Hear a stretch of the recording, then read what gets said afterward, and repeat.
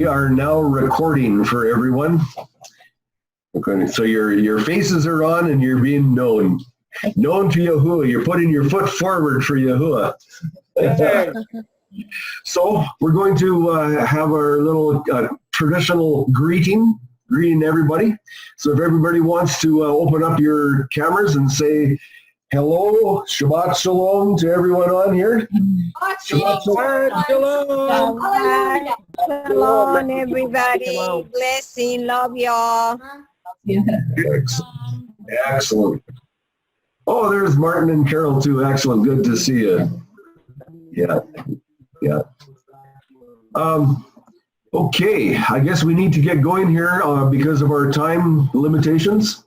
So Charlene, if you want to bring up your screen and we can get going. I've got it recording already. And so anytime you're ready to go, Charlene, Yahuwah bless you. Can you see my screen? Yes, we can. I just wonder how slow it's going to be this morning. Need you to enlarge it. Oh, I saw you click it. Good. Excellent. There it is.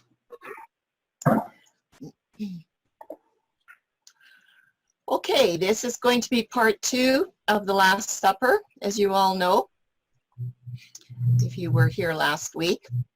And it is part 2 of 2. There are no more parts. So what is the Last Supper in the Gospel account when Yahushua was with his disciples on that last night before he gave himself for a sacrifice? And like I said, there is part 1, part 2.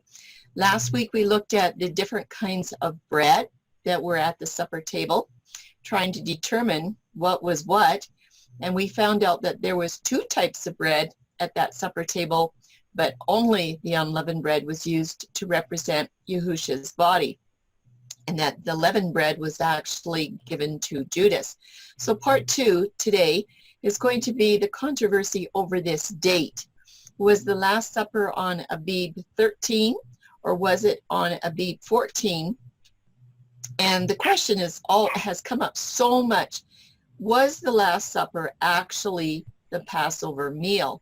I've heard this said a lot of times, and then the confusion of, well, when do we celebrate this Last Supper in today's time?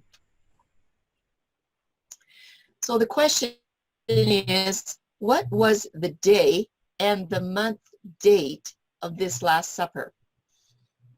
Remember, we've looked at day and date quite a bit in the past, and they are different. And the question is between the 13th and the 14th. Well, because there was leavened bread present the evening of the Last Supper, that alone, everyone, disqualifies the supper as the Passover meal eaten on the 14th. There's just no way. Right from that alone, there is no way. But that's just one witness, and we should look at John 13:1 as well. And this is a little bit of a review from last week. We'll have some review here. I always think that John 13:1 should settle the question. And this is what it reads. Now before the feast of Passover, when Yahushua knew that his hour was come, that he should depart out of the world unto the Father. So verse 1 is very, very plain and clear that this timing of this feast was, Last Supper was before the Feast of Passover, which is always on the 14th day of the month, the Passover meal. So just by that alone, logic demands that the betrayal of Yahushua has to happen before his sacrifice on the cross.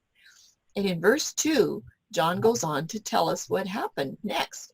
He says, and supper being ended. That's when the devil had put himself into the heart of Judas Iscariot to betray Yahushua. So even verse 2, John shows that the Last Supper took place on the same night that Judas Iscariot betrayed Yahushua. That should be really clear as well. But you know what? Lots of people are saying, well, if this wasn't on the 14th, then when was it? What's going on with this whole timing? We're back to this question of what was the day and what was the date. and this study will be done according to a dawn day start.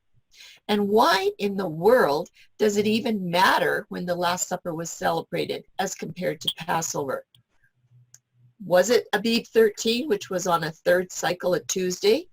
Does it matter if it was on the 14th, which is a fourth cycle, the Wednesday, or maybe it was on neither of those days? And does it really matter? Well, yes, it does. So we're going to look at 3 more witnesses this time, besides just that one verse. We're also going to compare John with his additional chapters of 18 and 19 besides 13. We'll look a little bit more at John in comparison with the Synoptic Gospels. And then the second witness, which is just a really short section, is about this phrase, with desire I desired. We're going to look at that. And then the last part will be about a very special meal. What kind of a meal might this have really been? But before we do any of that, we're going to look at Daniel 9:27, magnify that a little bit, and then we will review the Synoptic Gospels. So as we're getting ready to get started, we know this is a controversy because it's been going on for a long time. And my feeling is, if the type of bread at the Last Supper could have settled the whole controversy over this Last Supper, whether it was on the 13th or the 14th, you know, the date, or whether it was on a Tuesday, a Wednesday, and some even say a Thursday, you know, if you're going to do a Friday sacrifice, well, our study should be done right there. There shouldn't be any more argument. But there are some other questions that we need to consider, and some of them have to do with when the day begins. It's really important to get your day start right in this study. So does the day commence with sunset?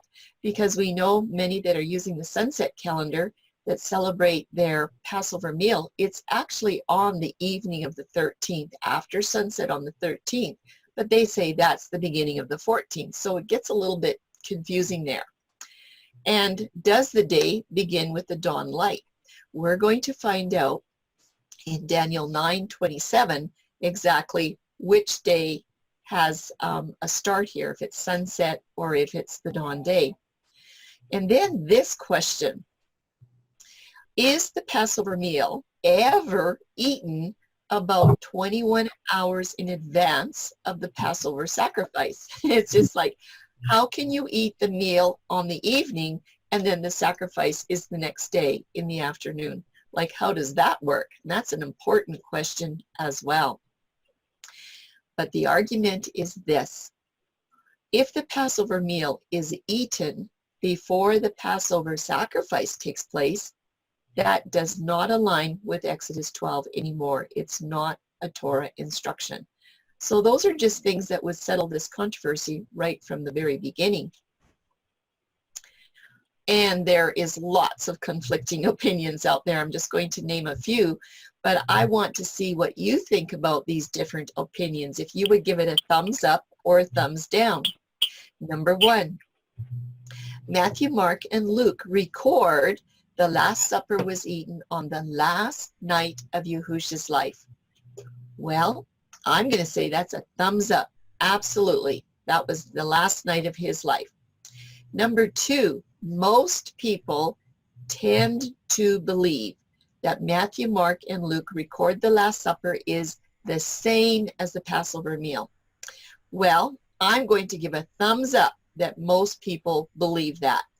But everybody, I'm going to do a thumbs down that the Last Supper is not the Passover meal. They are not the same thing in the gospel account. Why? Because John is the one that clearly shows that the Last Supper occurred before the Passover feast. And just like we learned in the part 1 of the study, it was John that had to give clarity to what was happening with the bread, if it was leavened or unleavened. So John, he gets a check mark. He's always the one that helps us out to solve these puzzles and riddles and secrets. Okay. Is there a way to reconcile all of these differing opinions? Well, I think there is, and we should consider some facts first. I truly believe that the gospel writers would have followed the Torah. And when it tells us in Exodus 12:6 that the Passover lambs were killed between the evenings on Abib 14, that's exactly what they would have believed. And we did a whole study on that, between the evenings, that phrase there. But the Jews have traditionally interpreted between the evenings to mean only in the afternoon. Okay, we did a big study on that, and I would say most of the Jews traditionally interpret it that way. But anyway, there's a little bit of a discrepancy there between them and Torah. But at the time of Yahusha, we know that the priests were sacrificing the Passover lambs in the late afternoon of Abib 14. Josephus writes to us in the Wars of the Jews, and he records that there were many Passover lambs that were slaughtered. We're going to look at his quote on the next slide, but he says there were many slaughtered from the 9th to the 11th hour. And this is according to dawn day reckoning, by the way. Josephus is talking about this 9th hour from the beginning of dawn in the morning, not from sunset the night before.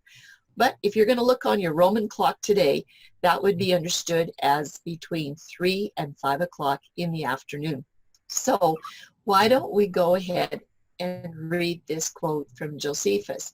Now remember, he's just a historian. He just is writing down what he has seen, what he's observed, just recording what is happening.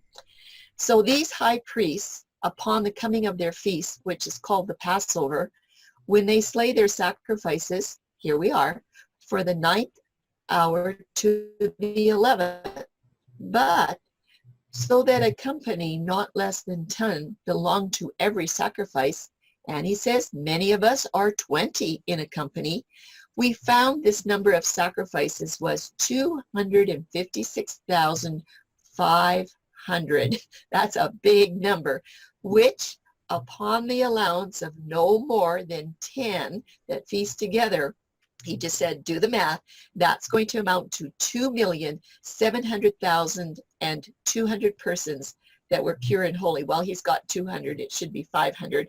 But anyway, pure and holy. So that is a lot of people that are there for the Passover sacrifice in Jerusalem. And you can just imagine trying to make your way, find your lamb, and just shoulder to shoulder people. It just must have been a lot of activity. So let's compare Josephus' quote to what Daniel has to say in chapter 9:27, because this is a prophecy of the Messiah when you're going to find him. It is also a prophecy that has 3 applications. So, and then this application about the midst of the week is a literal 70 weeks during the ministry of Yahusha, and there is a 3rd application for the very end of time. So this particular verse, we are going to apply it to Yahusha's ministry. This is not a symbolic prophetic utterance right now. This is a literal one, a prophetic literal one. He says, and he shall confirm the covenant. This is Yahusha. He shall confirm the covenant, really important, with many for 1 week. And in the midst of the week, he shall cause the sacrifice and the oblations to cease. So we just have a very simple chart here about this week, and it's all according to the dawn day start. So we have our marker there that dawn starts in the morning. I didn't put all the markers in, but I just want you to do the count. We're just going to count to 3.5. We need to find the middle of the week, which we know is 3.5. So right there is the midst of the week. A Rev is the 4th cycle in the midst of the week. That's where you'll find it. It's not going to be at 9 o'clock in the morning. It's not going to be at noon, and it's not going to be at 9 o'clock at night. The midst of the week is around the dusk twilight. So you need to keep that information in mind. As we go through the rest of the Gospels, we're going to see this chart. I've enlarged the middle day of the week because there's going to be a lot of activity that we will see in those hours. It is a prophetic account from Daniel, and it is worth considering. This in the midst of the week is when all of these wonderful things are going to happen. So on the fourth cycle, we have our day starting with dawn. We know that Yahusha was on the cross at the 3rd hour, or 9 o'clock in the morning, and then it was at the 6th hour that it became dark for 3 hours. Josephus told us that the sacrifices were completed by the 11th hour, so that's around 5 o'clock in the afternoon on our watches. And then we want to remember that this is all according to the day start, and that Erev is the one that marks the midst of the week. On the 12th hour, this is when this prophecy is fulfilled in Daniel 9:27. And then after the Erev, you have your night season, and then you have your dawn day that starts your Feast of Unleavened Bread, and of course the rest of your week. So basically the midst of the week is going to be count 3.5 from cycle number 1, and you're going to land at Erev on the 4th cycle. It will be approximately 6 o'clock in the afternoon. What about Yahusha at this time, at the midst of the week? What was his condition? Well, could you say he was a divine corpse at that point in time? Yes, you know, at that moment of sunset, that 12th hour, this sacrifice of Yahusha was completely terminated. Yes, he died in the afternoon at the 9th hour, but he is still up there on that tree. It was at Erev, or at the dusk twilight, when Joseph of Arimathea went and requested and removed his emaciated body from the tree. If you can just imagine Joseph trying to make his way through to Pilate when you've got probably wall-to-wall people and lambs crying everywhere, this was probably quite a journey, even if it was only about 1/3 of a mile away. But he made it. He got to Pilate, but it wasn't until the evening. Didn't do this before sunset. And at that point, Yahusha was a divine corpse. He was waiting for something else, the next big event. We're just going to do a little detour here for one slide to see if we can chart this sunset day start according to Daniel's prophecy. So we've got our markers there for when the day starts at sunset. I redid the table so that we have the darkness that comes before the light of day. And the question is this: if the day commences at sunset, what is going to mark the exact midst of the week? Where's the marker going to fall? And when we count this way, does this option actually fulfill Daniel's prophecy for the midst of the week when the sacrifices and oblations are supposed to cease? And guess what? We have to learn to count to 3.5. And it can be tricky when you're trying to put it on a sunset chart. It gets very, very tricky. But anyway, we start out with day number 1. Somehow the sunset people start it with a sunset, and you get all the way to the end of the light season, and you've got 24 hours. Then another 24 hours, and you're through with your second cycle. That's day 2. And then the third cycle is day 3. We are ending there at the end of the daylight. And now we count just 12 more hours, and that is going to get us, guess what? The 12th hour after the third day is going to get us to the dawn marker to when the day begins. So we can just count it out: 24 plus 24 plus 24, and then we need to add 12 more hours to get 3.5 days. And sure enough, the marker is at dawn on the 4th day. That is the middle hour of the week when you start with sunset.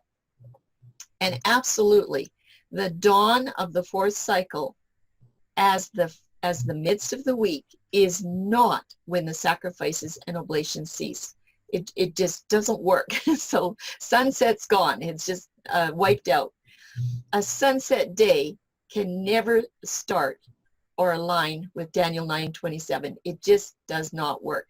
So you have to either throw out the prophecy of Daniel 9, and don't forget that the Jews put a curse on the prophecy of Daniel 9. Nobody was allowed to study it. This might be one of the reasons, and if you couldn't study it, you couldn't find the Messiah when he was supposed to show up. We're just going to take a little detour here now, and we're going to look at Matthew, Mark, and Luke.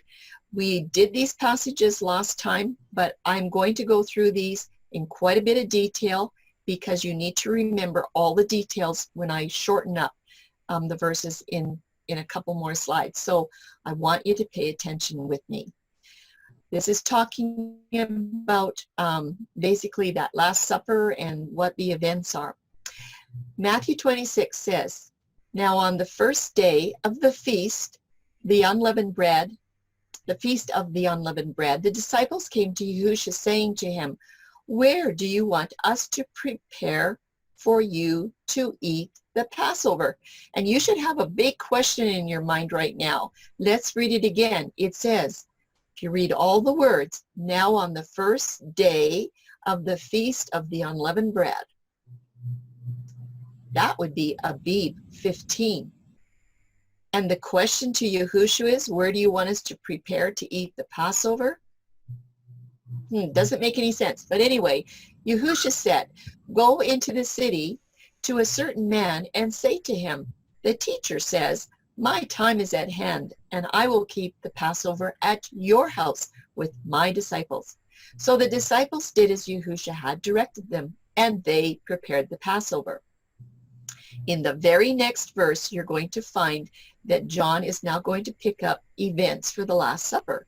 It says, "Now when the even was come, Yahushua sat down with the 12. And as they did eat, he said, 'Verily I say to you, one of you shall betray me.'" So I want you to remember everything that's happening here. When those italicized words are removed, the verse reads quite a bit differently. Let's just try it. We're going to do a little bit more work on it later on. "Now on the first of the unleavened bread, the disciples came to Yahushua saying to him, 'Where do you want us to prepare for you to eat the Passover?'" Well, Passover was indeed the first day that unleavened bread was eaten. Absolutely. But it was not the first feast day of unleavened bread. That is a point that we all need to remember. Matthew says it was the first of unleavened bread. That's when the translators put in all those extra words. It makes Matthew read that way. But on the surface, this appears to contradict John's account so much because he's very, very plain in stating that the Last Supper occurred before the Feast of Passover. So it seems like a contradiction. That's why you need to watch those translators and what they're doing with adding in those words. But let's look at Mark. Mark is one of my favorite Gospels. He'll have details there that nobody else will have. So when you put Mark together with the book of John, you will actually find a lot of clarity. Let's pay attention if there's any italicized words. Goes on to say, "Now on the first day of unleavened bread, when they killed the Passover lamb, his disciples said to him, 'Where do you want us to go and prepare that you may eat the Passover?'" Let me read it again. "Now on the first day of unleavened bread, when they killed the Passover lamb, the disciples said, 'Where should we prepare to eat the Passover?' And he sent out 2 of his disciples and said to them, 'Go into the city, and a man will meet you carrying a pitcher of water. Follow him. And wherever he goes in, say to the master of the house, the teacher says, where is the guest room in which I may eat the Passover with my disciples? And then he will show you a large upper room, furnished and prepared to make ready for us.' So his disciples went out, and they came into the city, and they found it just as he said to them, and they prepared the Passover." Very next verse, Mark is going to go on and give events for the Last Supper. So we're at the Last Supper. "And in the evening he cometh with the 12, and as they sat and did eat, Yahusha said, Verily I say unto you, one of you which eateth with me shall betray me. So, is Mark a challenge here for us, just like Matthew was? Well, maybe we should take a look at Luke. Maybe Luke will help us out in chapter 22. This is what Luke has to say. Then came the day of unleavened bread, when the Passover must be killed. And he, which is Yahusha, sent Peter and John, saying, Go and prepare the Passover for us, that we may eat. So he said to them, Where do you want us to prepare? And he said, Behold, when you have entered the city, a man will meet you, carrying a pitcher of water. Follow him into the house which he enters, and then you shall say to the master of the house, The teacher says to you, Where is the guest room, where I may eat the Passover with my disciples? And then he will show you a large furnished upper room. There make ready. So they went, and they found it just as he had said to them, and they prepared the Passover. And next, in the very next verse, Luke is going to record some events for the Last Supper, just like Matthew and Mark. Now, when the hour was come, he sat down, and the 12 apostles were with him. And he said to them, With desire, I have desired to eat this Passover with you before I suffer. I want you to take note. Luke is the only one that has this statement.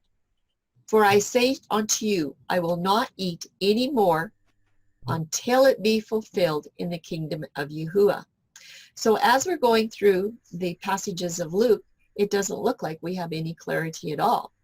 It sounds like on the day of unleavened bread, when they kill the Passover, that's when they were asking all these questions. How are we going to do this?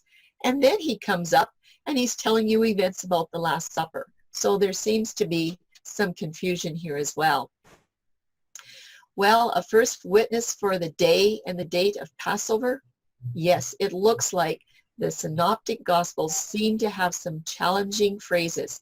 So we need to look at John first and see. We're going to look at chapter 13 a little bit first, and then 18 and 19 as well. We have to consider John's gospel. If we didn't have it, we probably wouldn't be able to understand the way this story is really happening. And there's many scholars that believe that John wrote his gospel very late in the first century, around 90 to 100. Probably his gospel book was the last book written in the New Testament. And this is quite a few decades after the Synoptic Gospels had been written, probably 20 to 30 years after. We have a lot of Greek-speaking Gentiles that are comprising a significant portion of the church, and they're all believing that the day begins at midnight, okay? They're under Greek and Roman laws here for timing, and also most of the people are speaking and reading Greek. Even many of the Jews are not even reading Hebrew anymore, but I'm convinced that Matthew, Mark, Luke, and John were written in Hebrew, and then they were translated into Greek so that the people could read the gospel story. But John's gospel is very different from the synoptics, and you've all heard that John is different. And the reason is because he has been trying to write and get this message of the Messiah to the Gentiles that are converting into the church.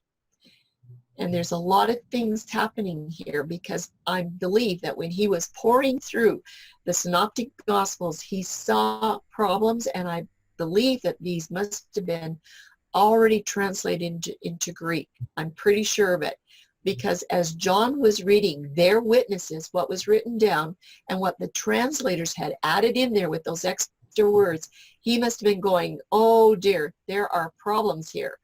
If people read this, they are going to get the wrong idea. So he has to go in and he has to write his gospel to take care of all the errors that the translators had sort of inserted in there and make sure that everything was going to turn out right. So we need to review a little bit of John's account on this portion in chapter 13.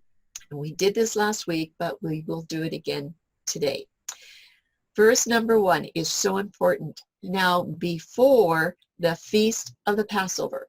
John makes it really clear right up front. This is all happening. Everything that I'm going to write here after this is all before the Passover.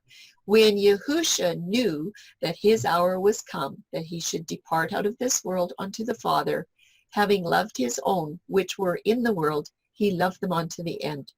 And then verse 2, John goes on to say, and supper being ended. Remember, this is all before the feast of the Passover. He's saying the supper being ended. He doesn't talk about the first sitting at the supper table when the bread and the wine were given. He doesn't say anything about that. He's talking about when the supper is over. The devil having now put into the heart of Judas Iscariot, Simon's son, to betray him. Yahusha, knowing that the Father had given all things into his hands, and that he was come from Yahuwah and is going to go unto Yahuwah, he rises up from supper, and he laid aside his garments, and he took a towel and girded himself. That supper is the first sitting at the table where he gave them the unleavened bread and the unleavened wine to represent his body and his blood. Then he got up from the supper table, and it says, after that, he poured water into a basin and began to wash the disciples' feet, all 12 of them, and to wipe them with the towel wherewith he was girded. But there's a lot of other details that we need to note as well. A lot of that was in last week's study. Again, I'm emphasizing for about the third or fourth time already, verse 1, John is very plainly stating the timing that this was before the feast of the Passover, which always is on the 14th day of the first month. I'm just going to put in a little tidbit here. When you're reading the Gospels really carefully, you're going to find that there was 2 different calendars. There was the Jews' calendar, and their 14th day of the month is not this 14th day of the month, okay? So we're not going to go into detail about that. But on Yahusha's calendar, it's always the 14th day of his month. And logic demands that the betrayal of Yahusha has to occur before the sacrifice on the cross. Can't be any other way. Then in verse 2, John shows that the Last Supper took place on the very same night that Judas Iscariot betrayed Yahusha. He's got it all in order there, no problem. But it sounds a little bit different than the Synoptic Gospels, and this is where the confusion comes in. So I just want to go over these details. It's a review for those that didn't see part 2 or part 1. The Passover meal is also known as the Feast of Unleavened Bread, because the command to eat unleavened bread at that evening meal is on the 14th. You could not have leaven on that table. So the Passover meal can be known as a Feast of Unleavened Bread. It's exactly what it was. The term Passover Festival can also include the feast days of unleavened bread, and there's 7 of them from the 15th to the 21st. And there was to be no leavened bread during those days whatsoever. But you have to remember that the day commences in the morning at dawn, not with sunset. If you get that mixed up, you're going to have problems with these dates. So John's timing of the Last Supper is very interesting. It's obviously referring to the night of Abib 13. The Synoptic Gospels do not have the same clarity in some areas, as we've already seen. But John goes on to reiterate several times that all of these events took place before Passover Day. And clearly, we all know that the Passover meal traditionally eaten on the evening of Abib 14, that had not been observed yet according to the rest of the Jewish world over there. Why? Here's the reason, and I already told you. The Passover lamb can only be eaten after the Passover sacrifice is slain, it's bled, it's skinned, and it's roasted.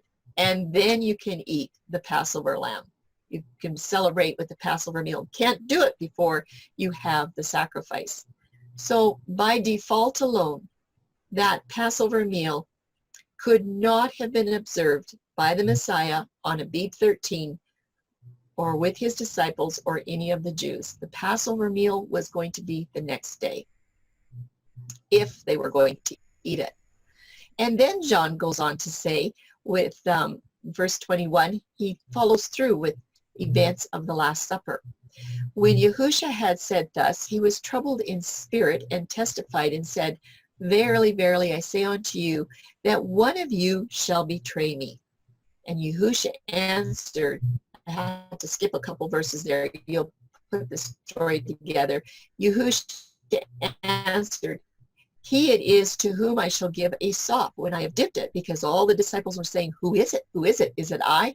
And he said, Whoever I give the sop to. And when he dipped the sop, he gave it to Judas Iscariot, the son of Simon.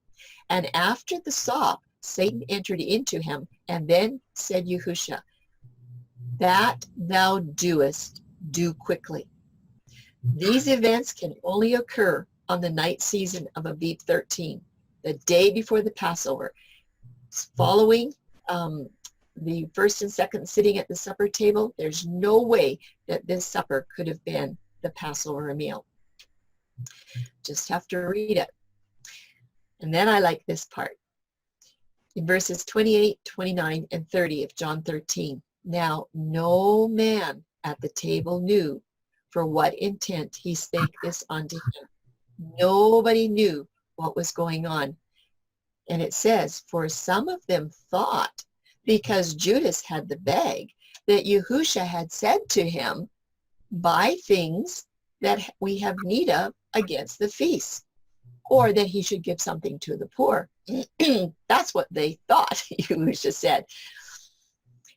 He then, having received the sop, went out immediately. And John says it was night. That's what it was, night of the 13th.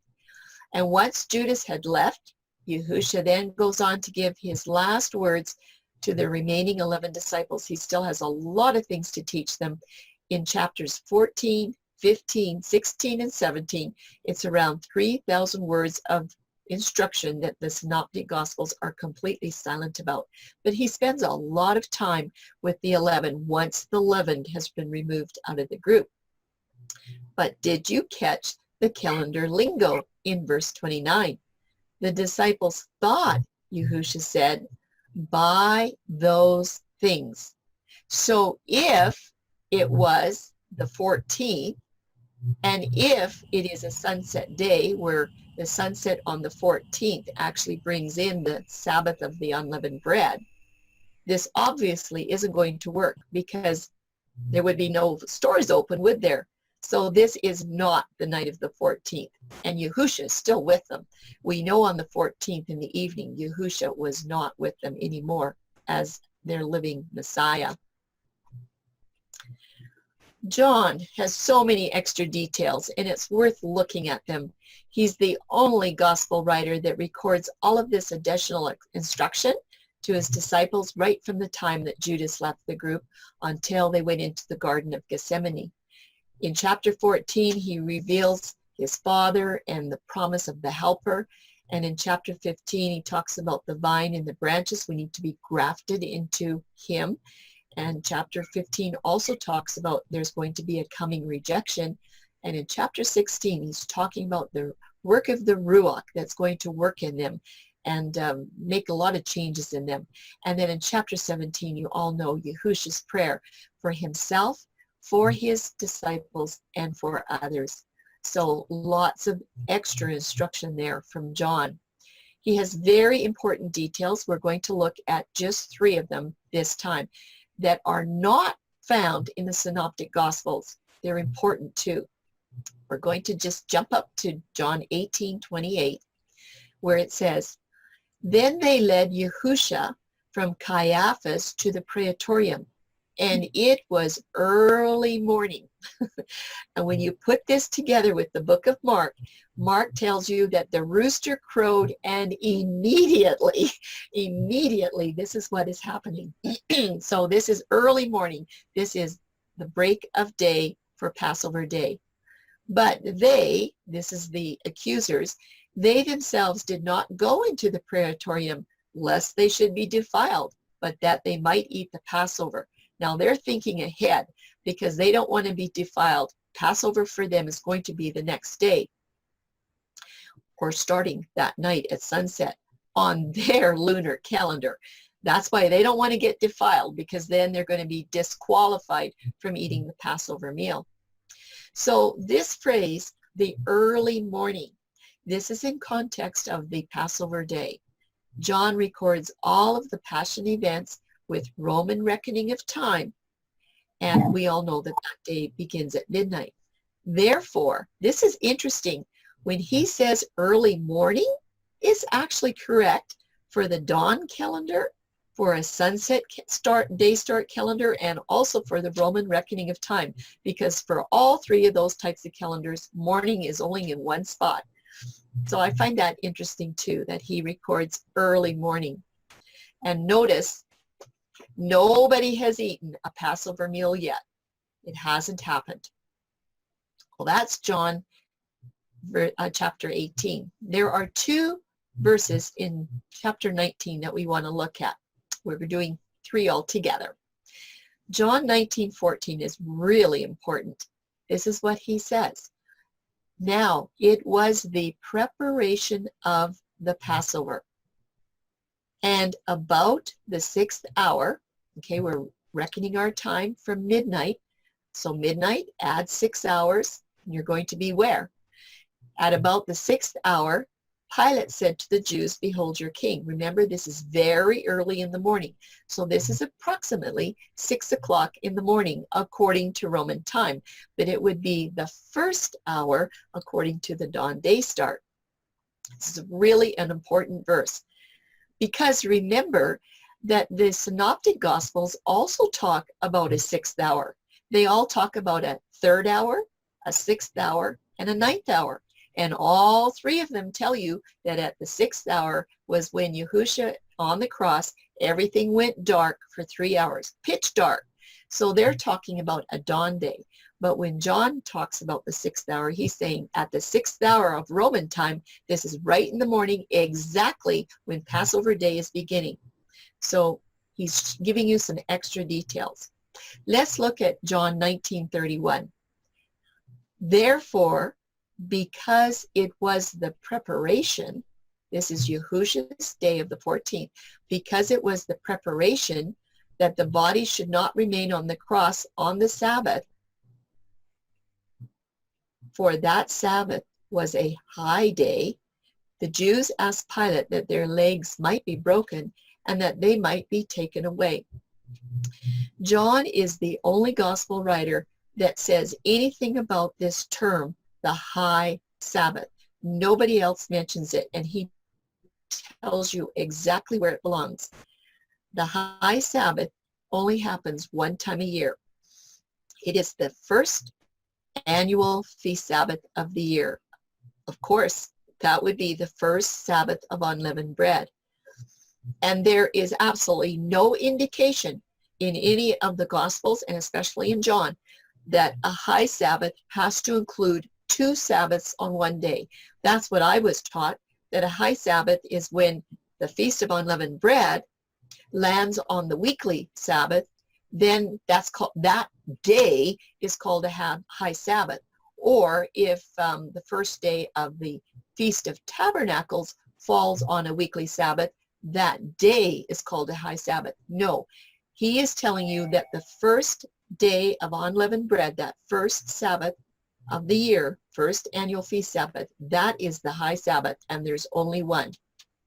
That makes a difference too in how we understand the calendar. So John has a lot of clarity with details. As you can see, John is going to point out repeatedly that the Last Supper, the betrayal of Judas, Yahushua's arrest, and the beginning of his trials, everything happened before the Passover cycle of Abib 14. Don't forget, this is Yahushua's calendar, okay? So, bottom line, the Last Supper also has to occur on the day before the Passover. In John 19:31, he shows with so much clarity that the day following the Passover preparation day, that was the annual high Sabbath. That was the first day of unleavened bread, and it was always on the 15th of the month. So don't forget, a high Sabbath is not an annual Sabbath falling on the same day as the weekly Sabbath. And of course, Yahuwah commanded the Israelites to observe this high Sabbath every year. It was a very, very special day. Let's look at this high Sabbath observance from the Book of the Covenant in Exodus 12, verses 16 and 17. On the first day, there shall be a holy convocation. The context of this verse is the 15th day of the month. That's why I have it in brackets. On the first day, there shall be a holy convocation. And on the seventh day, there shall be a holy convocation for you. No manner of work shall be done on them, except that which everyone must eat. That only may be prepared by you. So there is a little extra instruction here. Remember in Exodus 16 with the quail and the manna, Moses said, no cooking on the Sabbath day. Do everything on the preparation day, no cooking. But here you can prepare something that you need to eat on this high Sabbath. Verse 17, it says, so you shall observe the Feast of Unleavened Bread, for on this same day I have brought your armies out of the land of Egypt. He wants you to remember it. You shall observe this day throughout your generations as an everlasting ordinance.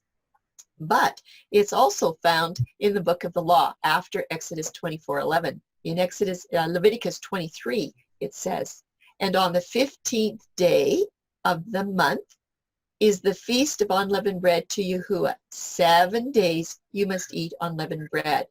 On the first day you shall have a holy convocation. You shall do no customary work on it. So we have instructions from Book of the Covenant and instructions from Book of the Law. But let's get back to some gospel comparisons. As we noted in John 18:28 and 19:24, he's very, very specific about that Passover day on the 14th, that it begins in the morning and it does not begin at sunset on Abib 13. And he's specific about having that Passover meal begin in the evening of the 14th. And by the way, that doesn't start the unleavened bread for the Abib 15. Sunset at the 14th doesn't start anything. It's still Passover preparation day. But there can be, and there seems to be, a lot of confusion in the writings of Matthew, Mark, and Luke over this issue right here. So now we're going to review the accounts of this event recorded by Matthew, Mark, and Luke in the Synoptic Gospels, and we're going to compare them to John's version. And you need to take note of the italicized words which are added in by the translators. And I'm not going to be reading the whole passages. We already did that, so I'll be extracting that. I just hope you remember. All of these Synoptic Gospels can be tricky, and they can make it sound like the Passover preparations were carried out on the first day of the Unleavened Bread Festival. It can sound that way. We know that the translators are usually up to something. So here's something to think about.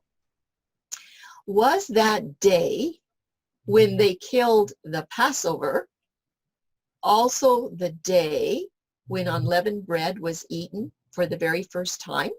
That's when unleavened bread was eaten for the first time, was on Passover day. So was that day when they killed the Passover day? Or, everybody, was that day the first day of the unleavened bread festival? Remember, it kind of looked like that when we read some of the synoptics. Well, let's go and read the synoptics again.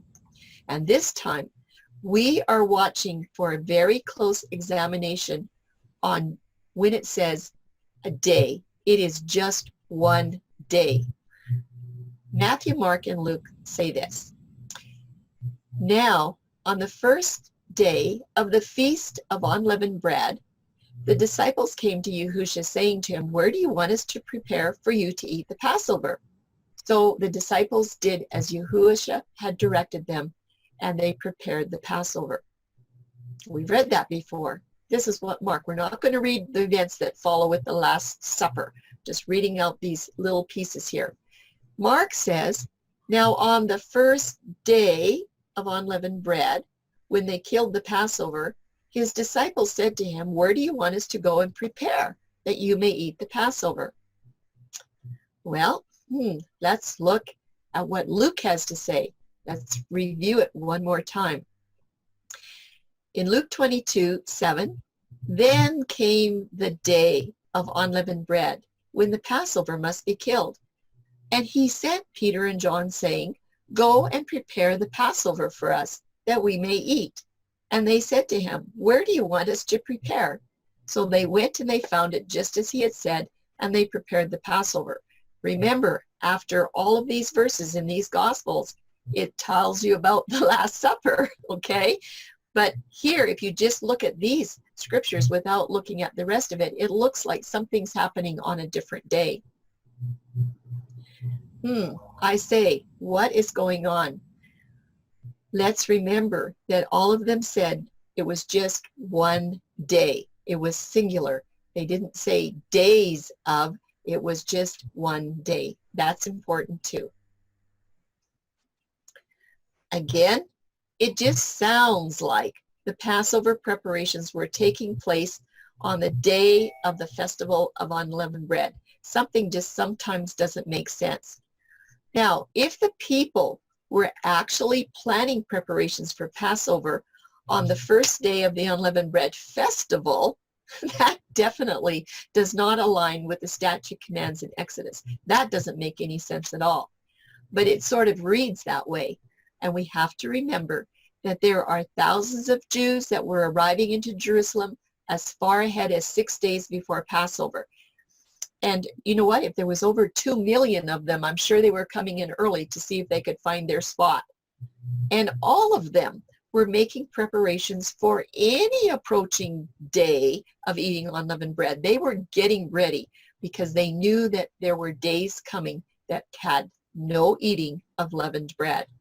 So John is very clear. He's going to make sure there is absolutely no mistake. There's no mix-up. So could it be that John realized that this problem in the wording of the synoptics was going to be a really big problem, and he had to fix it up in his gospel? So therefore, he enlarges on details. And when he said, this is before the Feast of Passover, that's exactly what he meant. I also found it's really interesting that John does not use the expressions day of unleavened bread. He doesn't, it's not in his book. And he doesn't say the Feast of Unleavened Bread. You won't find it. He completely stayed away from those expressions. I have a feeling so that the translators could not mess it up when they translated his work. So now, everybody, we are at a crossword. We need to make a decision. We're at that point where a decision has to be made. So you have two choices. Are you going to choose to accept Matthew, Mark, and Luke and the way the translators have it? Or are you going to choose the book of John? Because right now, it doesn't seem like they're lining up. Or we have another choice. Wouldn't it be better if we could see all the Gospels in harmony with each other? Wouldn't that be a better idea? That's what we're going to try to do. Because these Gospels have to be in harmony, or else, guess what? You don't have a true Messiah. So here's a suggestion. Would this make more sense if the Synoptic Gospels were written this way? The first day of unleavened bread was approaching. The first day of unleavened bread was approaching. Let's try it. We're going to take out the italicized words. We're going to just leave them out because they were added in there. And we're going to put in was approaching according to what the context is from John. Matthew 26. Now, as the first of the unleavened bread day was approaching, the disciples came to Yahushua, saying to him, where do you want for us to prepare for you to eat the Passover? Does that sound a little better? Let's do it one more time. Now, as the first of the unleavened bread day was approaching, the disciples came to Yahushua saying, where shall we prepare the Passover? Let's look at Mark and see what Mark has to say. In Mark 14, verse 12, now, as the first day of unleavened bread, when they killed the Passover, was approaching. And then where do you want us to go to prepare to eat the Passover? That's what he would have said after that. Luke 22, verse 7. What about Luke? He says, then, as the day of unleavened bread, when the Passover must be killed, was approaching. As the day of unleavened bread, when the Passover must be killed, was approaching, the disciples came to Yahushua saying, where do you want us to prepare for you to eat the Passover? Well, you know what? Passover was really the first day of eating unleavened bread, and it was approaching. And that was supposed to be the day when the Passover was killed, the Passover sacrifice. So the events in all three of these synoptic gospels can now be understood as taking place before that Last Supper, which it happened exactly on time. So you had your Last Supper, and first of all, let me back up. They asked Yahushua, where shall we go to prepare? Because they knew the day of unleavened bread was approaching. And he said, you go find this room. And then they had the Last Supper, and everything falls into lineup. Had the translators written it properly or translated it properly when they took it from the Hebrew to the Greek, the synoptic gospels would be in complete alignment with John 13:1, which says, now before the feast of the Passover. Then all of the following events for the Last Supper will also make sense, and they'll be in alignment with one another. That's what we're looking for. So let's just chart these four Gospels, and I'll just use Matthew here.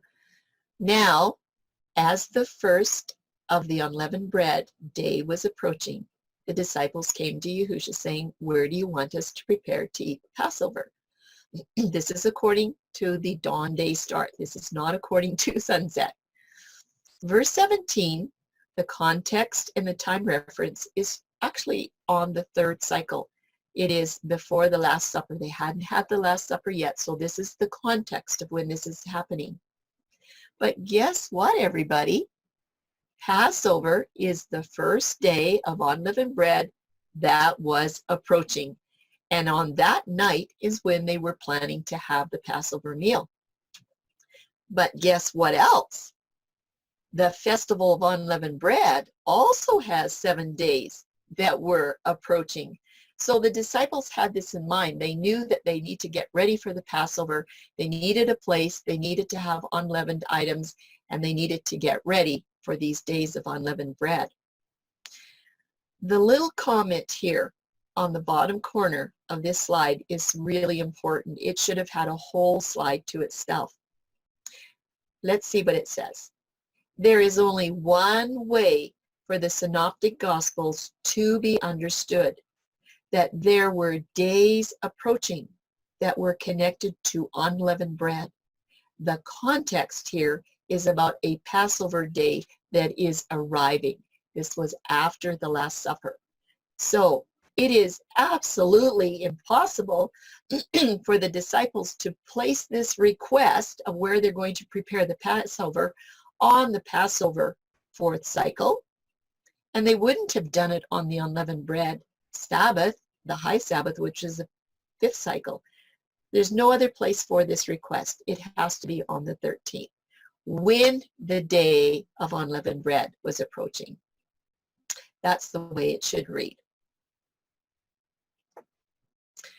Oh yes, translation discrepancies. They're all over the place.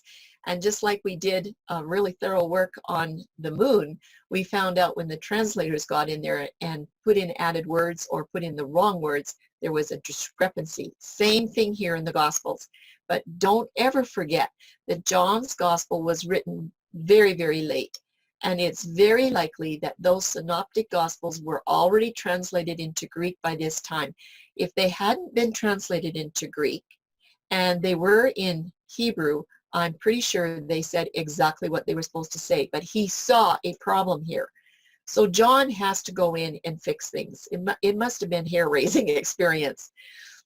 He would have seen that there was a very definite necessity to clarify the proper meaning around the word day of unleavened bread. They all had day of unleavened bread, not days. And that day was talking about Passover. So John is trying to take all of his readers back to what the Hebrew mindset would have originally understood. He's trying to get it all straightened out.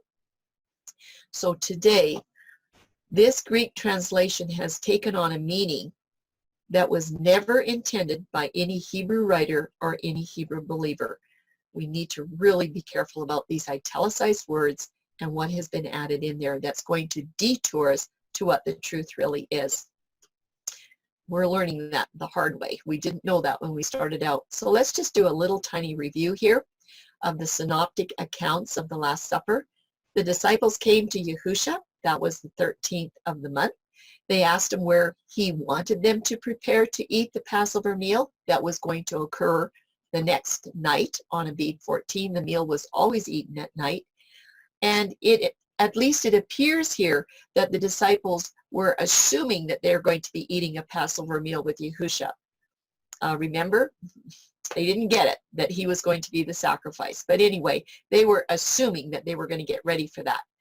Yahusha then instructs Peter and John how to find the place where they should prepare to eat the Passover on the night of the 14th.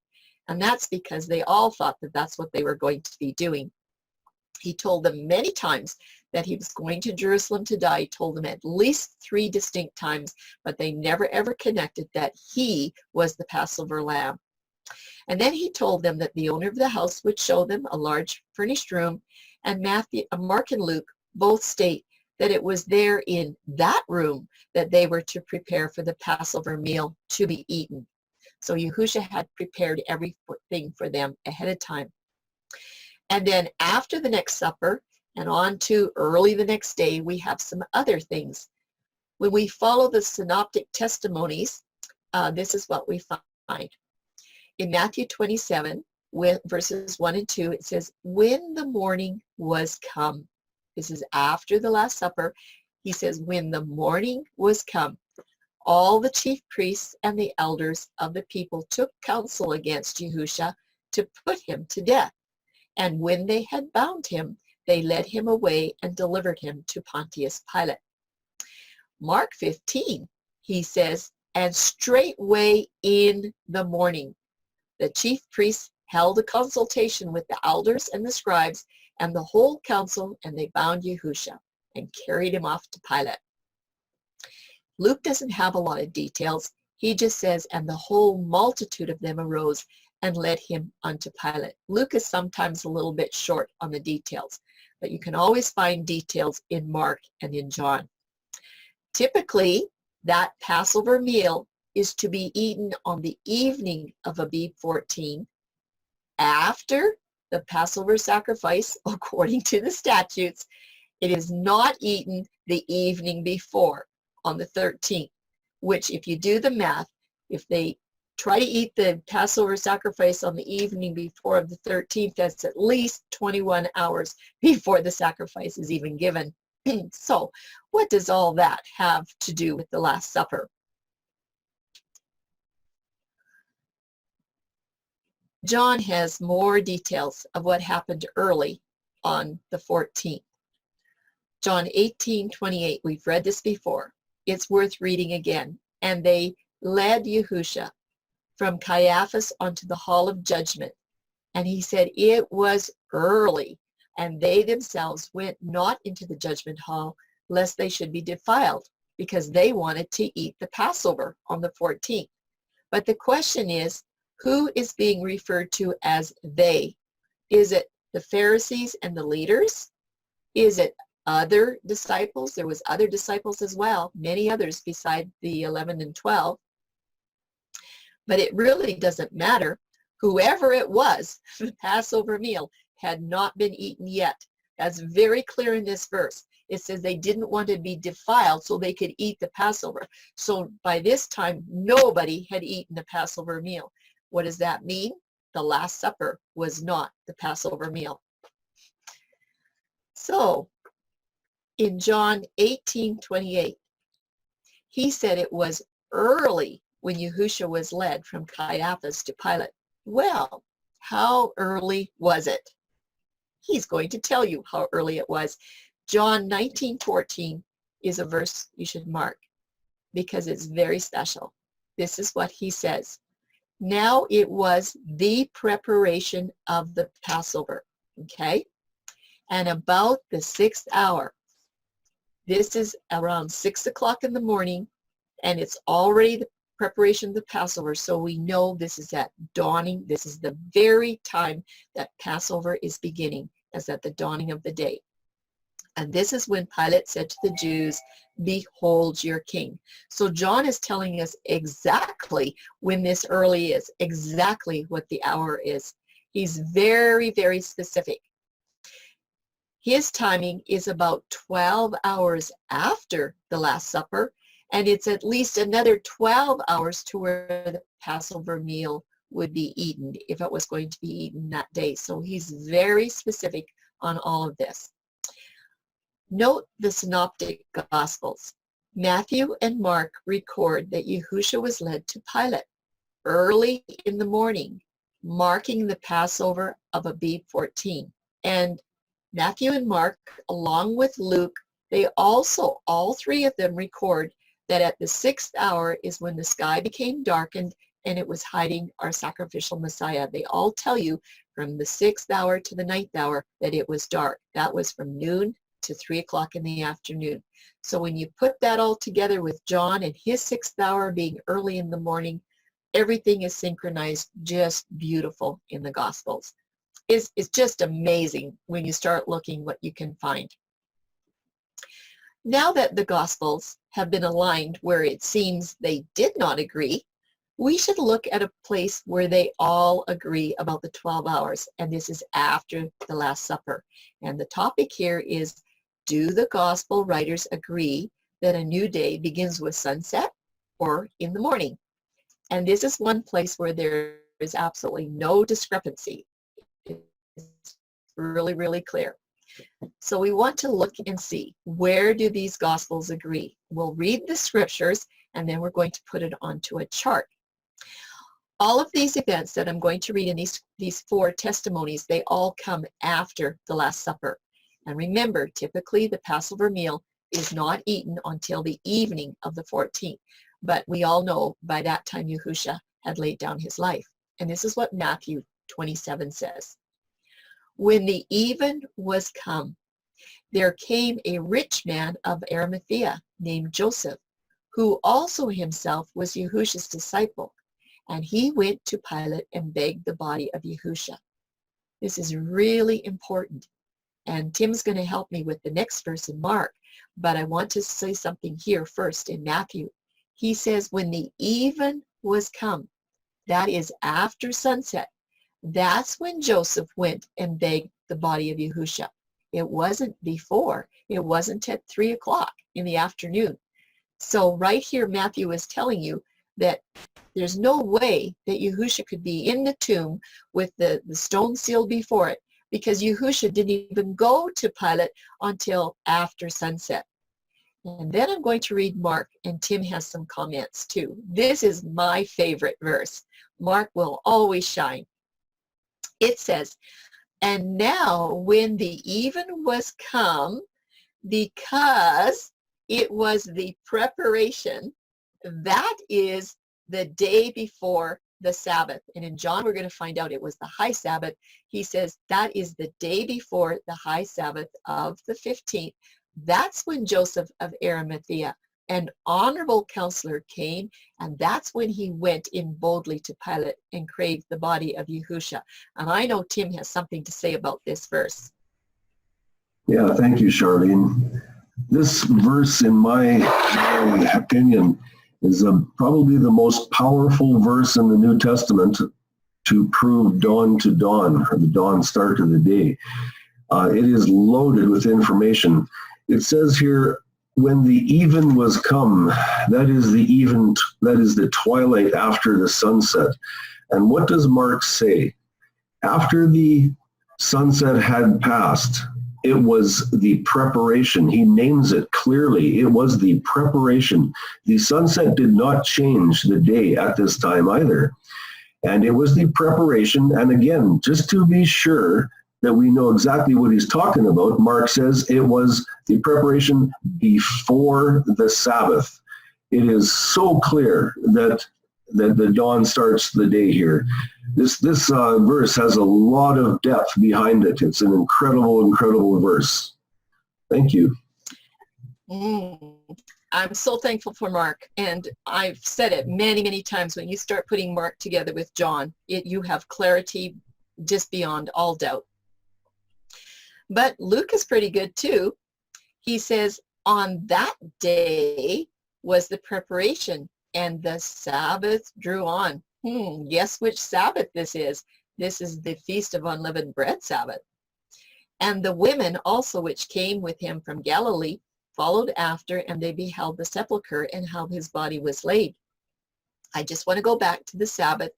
This, when it says the Sabbath drew on means epiphosko. That means the Sabbath light is starting to come. It hadn't come yet, but it was approaching, okay? And this is the Unleavened Bread Sabbath on the 5th cycle, or Thursday. There's a lot of people that take this verse to say that, oh yes, this was a Friday cross because the high Sabbath landed on the weekly Sabbath, and Luke says the Sabbath drew on. But this is the Unleavened Bread Sabbath. So Luke is pretty good here too. But look at John. The Jews, therefore, because it was the preparation that the body should not remain upon the cross on the Sabbath day, for that Sabbath day was the high day, they besought Pilate that their legs might be broken and that they might be taken away. Now, I have a question here. It says that the Jews, because it was the preparation day. Which Jews are these? Are these the believing Jews in covenant calendar? They understand that the next day is the 14th, or when the 14th is, or are these unbelieving Jews? Because the unbelieving Jews in covenant calendar, their 14th is not the same as what John's talking about here. So when you're going through the Gospels, you're going to find very clearly there was two sets of calendars going on. It says, the Jews, therefore, because it was the preparation, this has to be some believing Jews. They saw that these bodies should not remain on the cross on the high Sabbath. Okay, so I have to say that those are believing Jews. They saw what was going on. But what does that all have to do with the Last Supper? Okay, we're always wondering about that Last Supper. Just remember that. I'm not really going to answer it. It's already being answered. Well, the Gospels agree on a Passover point that is really important. I'm just taking one of those points. There's lots of others when you put all the puzzle pieces together, but we're just going to look at one on this chart. One example where the Gospels agree that the day begins in the morning with dawn. And the question is why? And here's the answer. Because the even, or the evening twilight of the Passover day does not change the date to Abib 15. We're going to see that. So hang on as we look and see what's happening with this chart. Starts with the dawning of the day in the morning. It's the dawn twilight that begins Passover day. I don't have all the details in this, but we all know Yahushua was on the cross at the 3rd hour, or 9 o'clock in the morning. And then at the 6th hour, it became dark. We know that he said at the 9th hour, it is accomplished, and that's when he laid down his life. We also know that the 12th hour begins the Erev, or the dusk twilight. That is still a portion of the day cycle. Okay, and now let's look at Mark. We're going to look at Mark, and not sure what the order is here, but we'll look at the 4 Gospels. I put them in a very distinct order, And I've already given you all the verses. You know what they say, so this is just a little review. Mark 15 says this: the even was come, and it's still the Passover preparation day, and he says the day before the Sabbath. And we know from John that that is the 15th, the unleavened bread Sabbath. So Mark is very clear here in chapter 15. The next one that we want to look at is from Matthew 27. And he says, when the even was come, that's when Joseph asked Pilate for the body so that he could bury him. And then John 19 says, it was the preparation day, the day before the high Sabbath. They're all talking about the same day. Guess when that day started? In the morning. We're still on Passover day. Sunset hasn't changed a thing. And Luke, in Luke 23, says that day was the preparation, and the high Sabbath drew on. And when you read drew on, it's epiphosko. He's saying the high Sabbath is drawing, it's approaching, the light is coming. And they knew that they had to get out of there before the Sabbath, because that was a holy convocation. They weren't supposed to be there anymore. So we have all four Gospels right on the same page with this very important event. And what happens at dawning of the 15th? Well, that's unleavened bread. It's a Sabbath after all of these events. And of course, the burial of Yahusha was during that night season. They worked really hard to get him buried according to the custom of the Jews. So it's really, really nice to see all these four Gospels come together on this very important point. Right here alone, there's no way that the day begins at sunset. Well, let's compare some other Bible commentators to see if they have anything to say about this meal that is called the Last Supper. Sometimes it's kind of good to poke around and see what others have to say. And if Tim is around, he's going to help me with this slide as well for the next couple of them. But Jacob Neusner, he has some information. In Jacob Neusner's translation of the Jewish Mishnah, we can see why the disciples would have been concerned about preparing for Passover the evening of the 13th, even though the Passover meal isn't going to be eaten until the next night. And in his quote from Peshehem 1:3, please remember that he is writing with the understanding that Passover day on the 14th is going to start on the sunset of the 13th. Tim, can you read the box under his picture, and then I'll let you have the rest of the slide with your microphone on. That would work too. Pesachim is the third tractate of Seder Moed of the Mishnah and of the Talmud. It is concerned mainly with the laws of the Jewish holiday Passover, as well as the Passover lamb offering. Interesting that it says the Jewish holiday of Passover. That's not quite what the scriptures have to say. Anyhow, going to the note, even though Neusner is using the reasoning that Abib 14 begins the evening before, in his context, he is speaking of de-leavening and possibly anointing the chosen room so that it would be clean from all questionable activity in the past. This rented room might have even needed a good spring cleaning. So his idea here of the de-leavening is very applicable to what we're going to be looking at here very soon. Thank you, Charlene. Mm-hmm. And Tim, I want you to carry on with slide 49 here, because this is what it says, and this is what the Jews followed according to their traditions. But just look what he says about how this leaven is supposed to be removed, and see what you think. Jacob Neusner on Pesachim 1 verse 3. R. Judah says, they seek out leaven, number 1, on the night of the 14th, number 2, on the 14th of the morning, and number 3, at the time of removal. And B, and sages say, if one did not seek out leaven on the night of the 14th, that would be after sunset of the 13th in their understanding, he may seek it out when? On the 14th. And C, if he did not seek it out on the 14th, let him seek it out at the appointed time. And that is said to be 11 a.m. to 12 noon on the 14th. And D, here's another option. If he did not seek it out at the appointed time, let him seek it out after the appointed time to nightfall. And I find it very interesting that they have all these options for how to remove the leaven. It just seems kind of fluid to me. It seems like they were making up their own rules. Okay, we'll have Tim back at slide 51, but let's look at New Unger's Bible Dictionary, because Unger confirms how the Jews prepared for the observance of the Passover. He says, on the evening of the 13th of Nisan, which until that of the 14th was called the preparation for the Passover, every head of a family searched for and collected by the light of a candle all the leaven.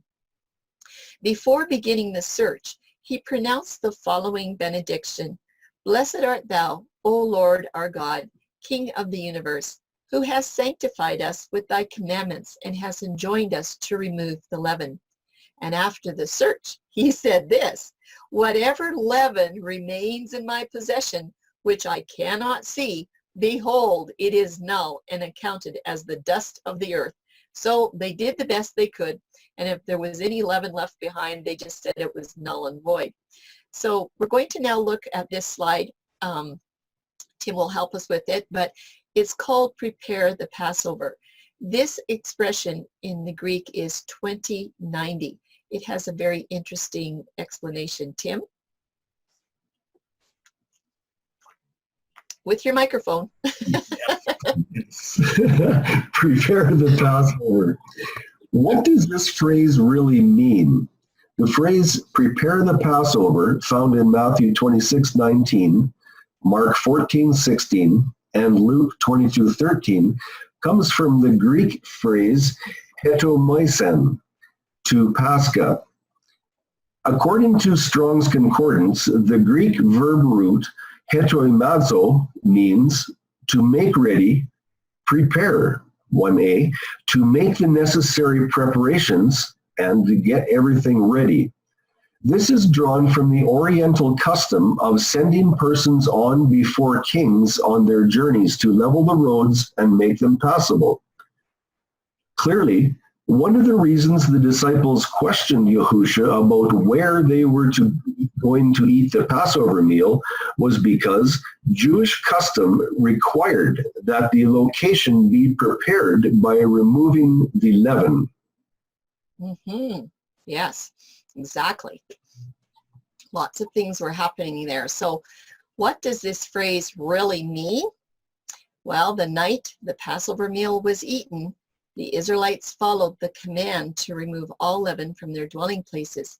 It says in Exodus 12:18, in the first month, on the 14th day of the month, at even, that's at the dusk twilight, you shall eat unleavened bread until the 21st day of the month at even.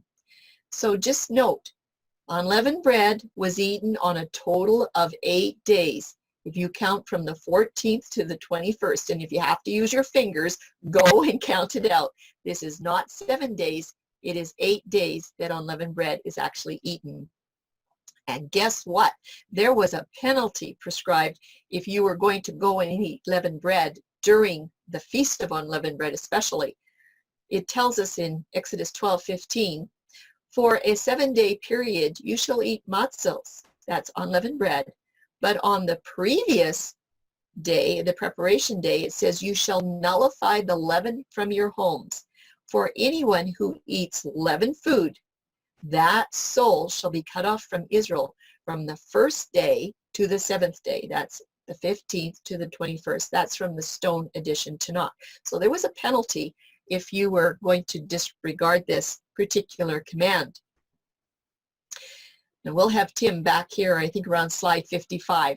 How could the disciples not understand what was going on? They just didn't get it, right? When the disciples were questioning Yahusha about where they were going to eat that Passover meal, the next night on the 14th, they just did not fully understand that his life was already going to be laid down by then. They wouldn't have a living Messiah. He could not eat the Passover lamb because he was destined to be sacrificed as the Passover lamb. But he could have probably tried to tell them again. They just probably wouldn't have believed it. They were just in disbelief, you know, hand over the eyes. Yahusha did not cause them any undue grief. He was just so kind about this. So instead of explaining it all over to them again, that he was going to be in the process of being buried when it was time to eat that Passover lamb, he just simply told his disciples where to prepare to eat the Passover meal. And after all, you all know that's what they wanted to hear. That's all they were thinking about.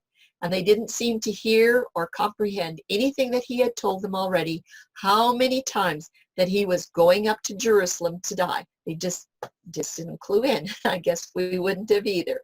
But Yahusha did use their final meal together on Abib 13 to instruct his disciples one last time before his death. I would just like to say he was with them during this meal. He was not eating it with them, but he was with them. So Tim, would you like to help us with this slide here and tell us that what else did Yahusha provide for the group? With your mic on. After Judas left the group, Yahusha provided many final instructions to his friends. It's likely the disciples knew they were gathering together on the evening of the 13th to review some teachings or instructions, as was common with a rabbi and his followers before the feast season began. Yahusha did give instructions to be remembered forever after, just as he showed them, which to this day is also a chag.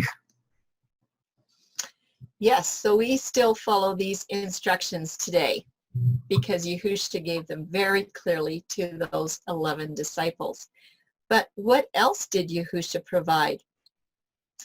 Is it possible that Yahusha provided this Last Supper room as he knew the disciples would have need for it the next day after the Passover, even though they thought that they would be using the room for another purpose? Do you think he had something else in mind? Do you think Yahusha chose this room from one of his believers where he knew that his disciples would be safe from the Jews who are going to be seeking after them? Remember, they were intent on not only killing Yahusha, but they said Lazarus had to go as well. So who would have been next? It would have probably been the 11 disciples. And a question, just a question, is it possible that this is the room where Yahusha met them on the wave sheaf appearance? So they knew right where they were supposed to be. So our first witness, what is this day and date business all about? From Daniel 9:27, we know the crucifixion was on the middle day of the week, the fourth cycle or a Wednesday, and that Last Supper was the day before. So the day of the Last Supper was the third cycle on a Tuesday. There's absolutely no problems there at all. And that means that we now know that Passover is always on the 14th and that the Last Supper was the day before. And what's the date? It's the 13th of the month. That's lots of clarity there. We're trying to figure that out and we're getting there. Let's go into the second witness for this study on which day and which date. It's the phrase, I have desired. With desire, I have desired. And the true intent of this phrase will be examined in Luke 22:15-16. He's the only one that records this. This is just a little short section here on number 2. He says in Luke 22, and he said unto them, with desire, I have desired to eat this Passover with you before I suffer. For I say unto you, I will not eat any more thereof until it be fulfilled in the kingdom of Yahuwah. Now, what does this phrase really mean? With fervent desire, I have desired to eat this Passover. There's a lot of passion here. with desire. I have desired. Luke 22:15 has to be used to support the assertion that the Messiah and his disciples ate a meal called the Passover meal. Is that so? Is that what this verse is actually saying? Because that's what lots of people think. But you know what? In this scripture, Yahushua says, with fervent desire, I have desired to eat this Passover with you before I suffer. Tim, can you help me with this next part of this slide? How this Greek phrase is translated? The Greek phrase translated with fervent desire I have desired is epithumia, epithumesa. It literally means with desire I desired. With desire I have desired, Strong's G 1939. Epithumia from G 1937 is a longing, especially for what is forbidden. And I do not believe it's just a longing as in a want. I believe it's in a longing as a serious desire, something that is wanted from the heart. Yes, and as Tim goes on to read slide 61 for us, it's something you want so bad you can taste it. It's just like you would do anything to do that, right? It's just like, I just got to have this. But that was the longing that Yahushua had in his heart. He knew the cross was coming. So Tim, take it away. Epithumia, Exegetical Dictionary of the New Testament. The first word of this phrase, with desire I have desired, epithumia, is a noun. According to the Exegetical Dictionary of the New Testament, usually this word has the ambivalent sense desire, strive for, long to have, do, and be something. It can also be used for forbidden desire. Yahushua uses epithumia in his sense in Luke 22:15. Can you just imagine what that longing was like in his heart? He just wanted so much to be with his disciples. Farrar Fenton has a translation as well. In his Bible translation, I believe that he accurately captures the meaning of Yeshua's words in these verses. This is how he reads it or writes it. And Yahushua said to them, I have longingly desired to eat this Passover with you before my suffering. However, I tell you that I shall not eat of it until it be administered in the kingdom of Yahuwah. That's the Holy Bible in modern English. Do you see the clarity in this verse that the Last Supper is not the Passover? But Yahushua had asked them to prepare the Passover, knowing full well they may not be eating it anyway. And this is just another clarification to show that the Last Supper was not on the 14th. It was only on Abib 13. So, what is the conclusion for this second witness of this desire stuff? The day and the date? Yes, Yahushua's desire to eat the Passover will only be realized in the kingdom in this account. But in the gospel account, the day that he ate this Last Supper was third cycle, and it was on a Tuesday. He was not going to eat it the next day. Therefore, the day and the date of the Last Supper was not the Passover meal on the 14th. The date was Abib the 13th. Second witness. Okay, we're ready to go to the third witness for this study on day and date. It's about a very special meal. Here's the question. Could the last gathering of Yahushua and his disciples have been a very special preparatory meal? Something very special. Tim, would you like to help us with this slide and the next slide to find out what David Stern says? He's a Jewish scholar. David H. Stern, Jewish scholar. David H. Stern writes about the Last Supper meal. The Last Supper is considered by most scholars to have been a Passover meal or seder. Many Pesach themes are deepened, reinforced, and given new levels of meaning by events in the life of Yahusha, the Messiah, and by his words on this night. However, Joseph Shulam has suggested that it may not have been the Seder, but a Seudat Mitzvah, the celebratory banquet accompanying performance of a commandment such as a wedding or Brit Milah.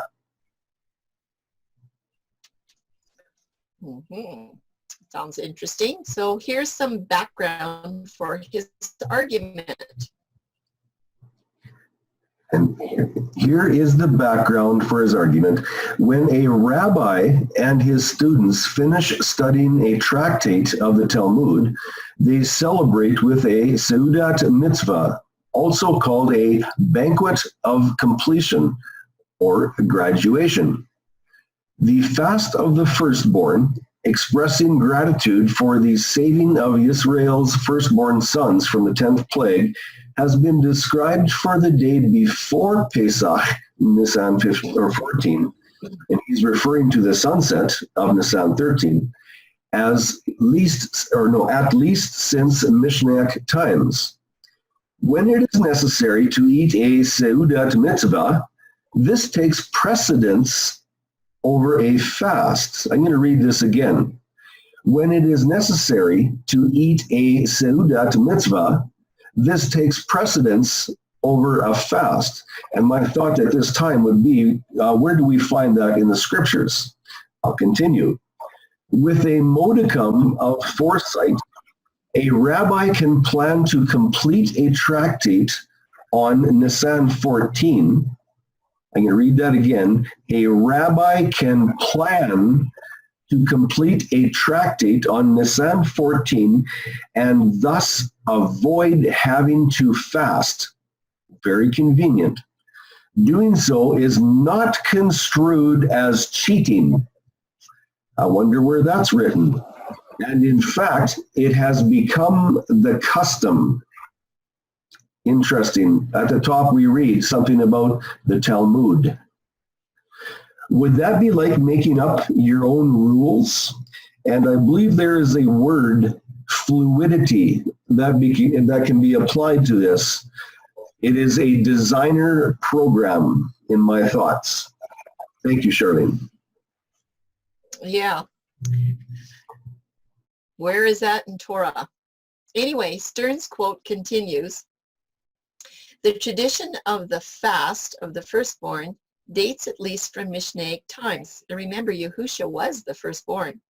But Shulam reasons, if it goes back a couple of centuries more to the time of Yeshua, and if the Seudat Mitzvah custom applied in the first century to the completing of any course of study, then Yeshua might have arranged to have himself in his Talmudim finish reading a book of the Tanakh on the 14th.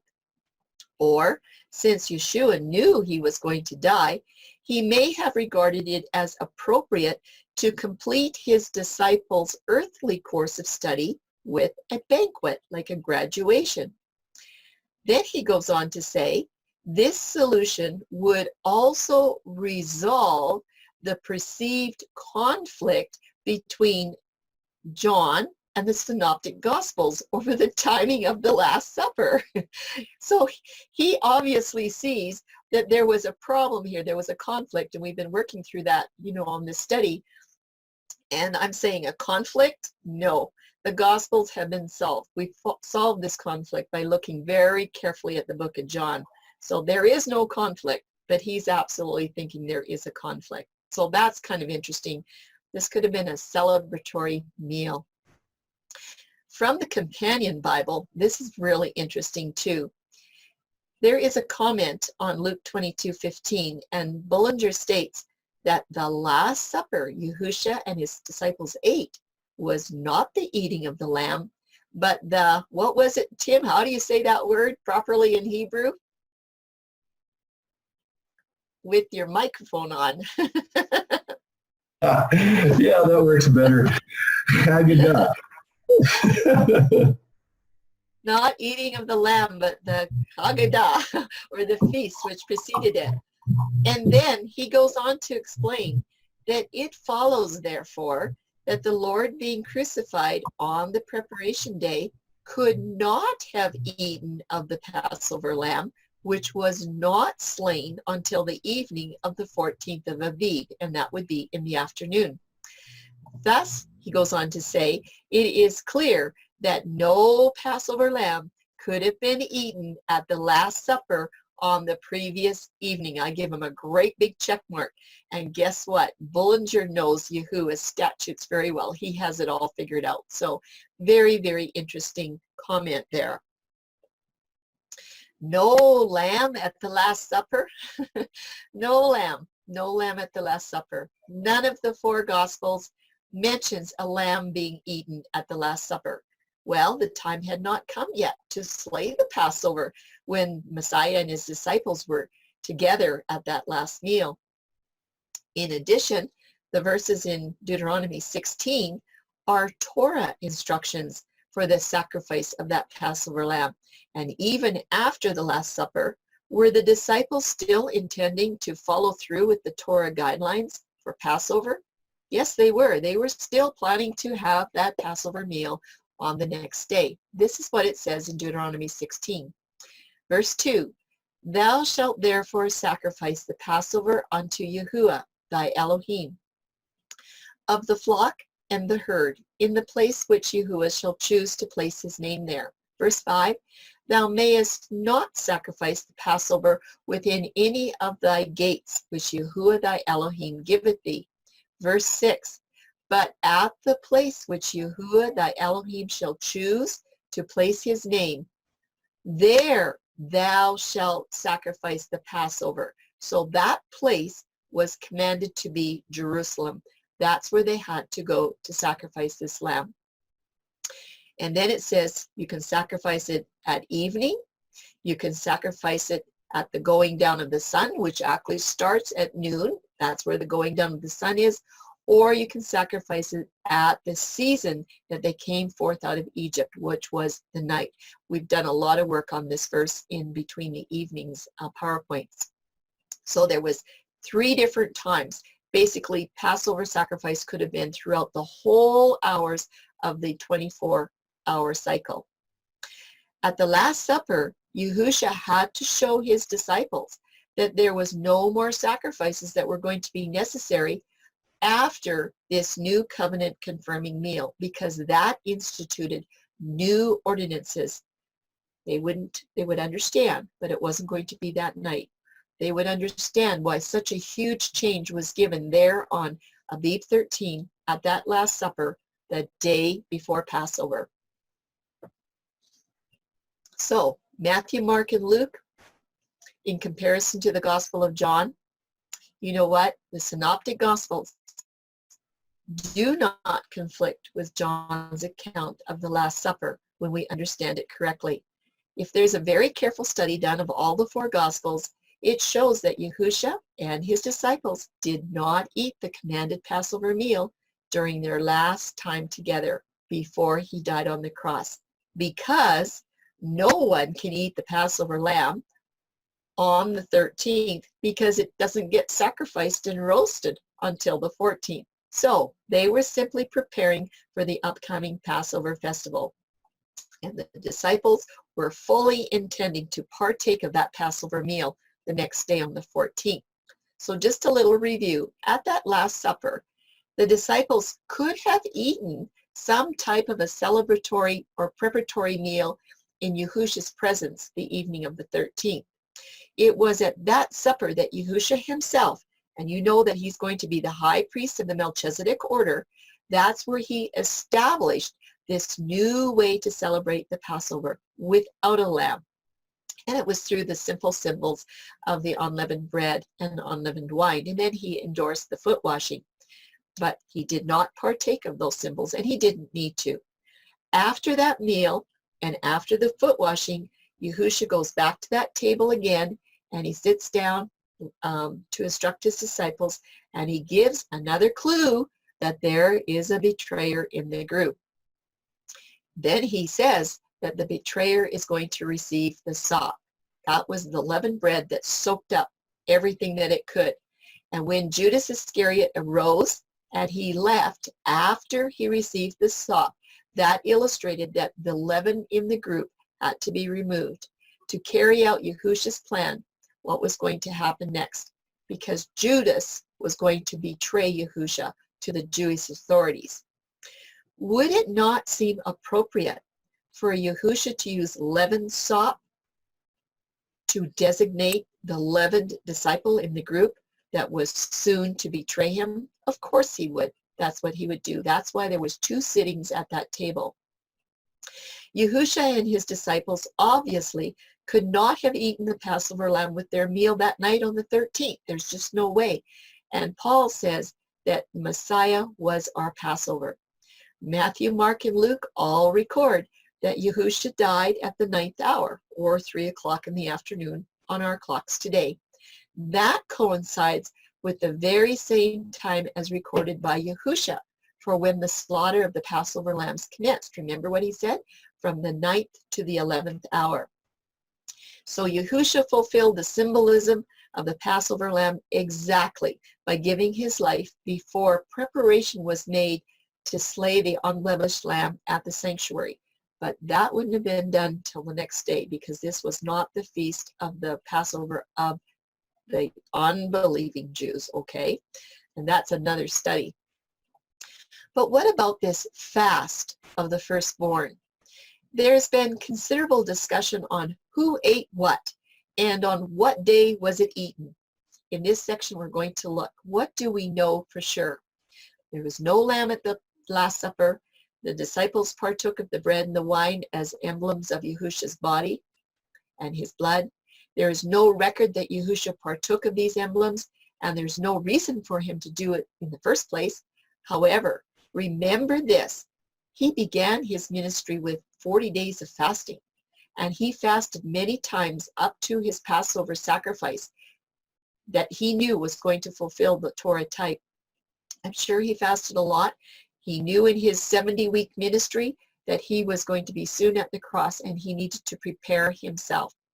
And I'm sure the disciples saw him fasting a lot. It's understood that the lamb chosen on the 10th of the month for the Passover sacrifice was fasted for the last 4 days of its life. If you didn't fast the lamb, you would have a problem when you went to roast it.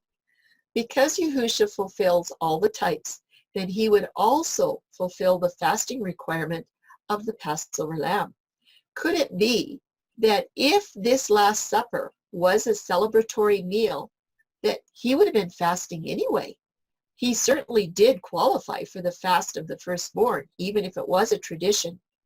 And Yahushua, he would fast often during his full ministry because he knew he was going to face a great deal of temptation. And certainly that was the case for the upcoming events at his Passover. There is absolutely no doubt that Yahushua was fasting. So some questions. Is it possible? Is it possible that the disciples would not think anything unusual about Yahushua fasting again? He's just fasting again. They had seen him doing this so many, many times throughout his ministry that they wouldn't really think anything about it. If that's the case, then the Last Supper was very likely a celebration of finishing their practicum with their master. They didn't know it, but he did. And in that case, the Last Supper definitely was not the Passover meal, and it did not take place on the 14th. So you know what? The Synoptic Gospels can be reconciled with John if we just do a little bit of work. And if you approach this topic with an open mind and the belief that the scriptures cannot be broken, we can reconcile all these accounts. That's what John says in 10:35. The scripture cannot be broken. So just an epilogue as we finish up. The Last Supper celebration on the 13th was the very last time the disciples were together before Yahushua died. It is highly unlikely that any of the disciples ate a Passover meal the next day under the surprising circumstances. However, there is something they did do, and that was lock themselves behind barred doors for fear of the Jews. In fact, they were still there by the evening of the first day of the week, which was the wave sheaf, as noted by John. Look what he says in chapter 20, verse 19. Then the same day at evening, being the first of the week, when the doors were shut, where the disciples were assembled. Why? For fear of the Jews. Came Yahusha and stood in the midst and saith unto them, Peace be unto you. Same day at evening, first day of the week. So sunset did not change that day to the day after wave sheaf. Even though they missed the Passover meal on Abib 14, we are not told if they actually went and celebrated it in the second month, like you could according to the Torah. However, we all know that that option to have a celebration of the second Passover was there. It was provided if the first one was missed. So our third witness, and this is our final answer for the day and the date of the Last Supper, it was special, and it could have followed the tradition of a celebration meal with their master. That is true. But the day that it happened, it was the third cycle or a Tuesday. No other day qualifies. Second thought, therefore this banquet would not have been a Passover meal on the 14th. Final answer, the date of the Last Supper was Abib 13. It was the 13th day of the month. Let's just finish up with some instructions from Paul on the Last Supper and the new Passover ordinances. This is around 60 AD.